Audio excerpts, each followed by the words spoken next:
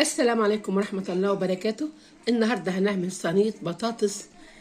يعني بعملها اللون الأبيض مش اللون الأحمر، بالطريقة اللي أنا بعملها على طول في القناة مع السمان. وهقول لكم هنعملها ازاي. محشي السمان محشي مرتة من غير ما اخيط ومن غير ما احط اي حاجة اشبكه مش هيقع. ويلا بينا على الفيديو. قبل ما اروح هناك عايزه لايك، عايزه اشتراك، عايزه تفعيل القناه. يلا بينا. السلام عليكم ورحمه الله وبركاته. النهارده انا هعمل صينيه بطاطس بالسمان، والسمان محشي مرتة. المرتة طبعا هتلاقوها على القناه بتاعتي، انا مصوراها كتير مع البط.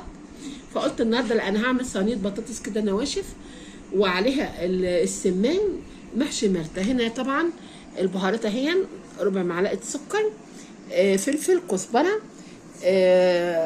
التوابل، كفته بتاعت الكفته اللحمه اللي هي التوابل. وهنا في تومه، هنا في بشره 3 طماطميات او الطماطميتين لو حبايه كبيره. طبعا هنكب ده كده فوق ده هون هنضيفه وهقلبه.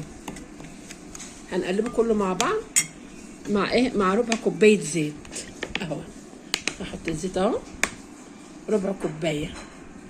بتبقى خطيره جدا، السمان بيبقى خطير جدا في الاكله دي في البطاطس. بعملها كتير بس ما بصورهاش والله، فقلت النهارده اصورها لكم. طبعا المرتة انا عاملاها كتير قوي في القناه. عامله انا المرتة كتير جدا في القناه جدا، فعشان كده ما صورتلكيش طريقه المرتة لان انا عاملاها. طبعا الملح هتضيفيه هنا على الخلطه دي، هنضيفه الملح حسب الرغبه طبعا. والمرتة اكيد برضو فيها الملح طبعا زي ما احنا شايفين كده. واو، شايفين لون المرتة عامله ازاي؟ بسم الله ما شاء الله. هنحشي بقى السمان اهو زي ما احنا شايفين. اهم حاجه التنظيف بتاعه، اهم حاجه انت تنقعيه في بلاش الخل عشان ما يريش اللحم بتاعه. لا، هنحط عليه الليمون والدقيق والملح وهنسيبه. ورحت حاطاه فوق البطاطس زي ما احنا شايفين كده وقلبته. طبعا السمان اللي عندي هنحشيه وهنحطه كده على وش البطاطس. طبعا هنا السمانيه كده انا هحشي بس كده من غير حتى ما ادبسها ولا اي حاجه، انا مش محتاجه. هحشيها بس كده، بس بصور بايد وبحشي بالايد التانيه. طبعا زي ما احنا شايفينهم كان عنده 4 سمانات كده جنبه، كنت عيناهم في الدير فريزر. قلت النهارده ان هعمل جنبهم حاجه، جنبهم بطايه وكده، فاخدت المرتة ورحت عاملاهم كده. نعمل بعد كده الخطوه الثانيه. هنا بقى الصحن كان فيه المرتة، هنحط فيه كوبايتين ميه هم. طبعا هنا كوبايتين ميه فوق الصحن اللي كان فيه المرتة دي اللي يعرفها اللي هو البورسعيدي او الدمياطي او الاسكندراني يعرفوها على ما اظن. فبعد كده هنصبها هنصب كوبايتين الميه دول على البطاطس. خدوا بالكم البطاطس الايام دي بطاطس سكري وما بتشربش ميه كتير عشان ما تبشبش معاكي. يعني ما يستحسن ما تيجي تعملها صينيه اعملها بالطريقه بتاعتي دي. ليه ما بتشربش ميه كتير خالص؟ ما لو انت حطيت لها ميه تيجي تبص تلاقيها كده عامله زي الهريسه الايام دي بالذات.